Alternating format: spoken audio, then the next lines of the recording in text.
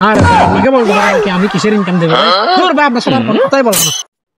আসসালামু আলাইকুম গাইস, সবাই কেমন আছেন? আশা করি ভালো আছেন। আজকে আমরা চলে আসলাম জনপ্রিয় সুনামধন্য এক কন্টেন্ট ক্রিয়েটরের কাছে। সালাম আলাইকুম ভাই।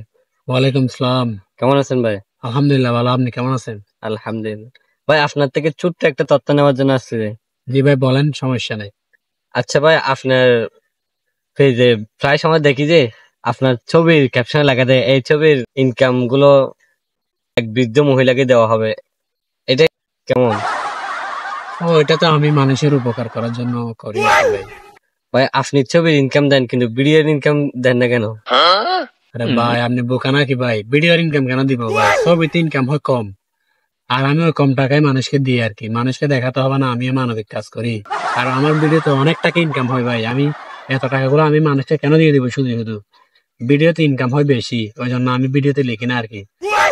আর ছবিতে যেহেতু ইনকাম কম, ওই জন্য আমি ছবির ইনকাম গুলো দিয়ে মানুষকে দেখাই আর কি, যে আমিও সমাজ সেবক, আমিও সেবা করি মানুষের, এটা দেখাই আর কি। আরে ভাই, আপনি তো আজব মানুষ। আপনি দিলে সবকিছুর ইনকাম দিবেন, ভিডিও ইনকাম দিবেন, শুধু ছবির ইনকাম দিয়ে কি হবে ভাই? এটা কোনো কথা? আর ভাই আপনাকে বলতে হবে নাকি আমি কিসের ইনকাম দেবো ভাই? তোর ভাই আপনার সবার কোনো কথাই বলবো না।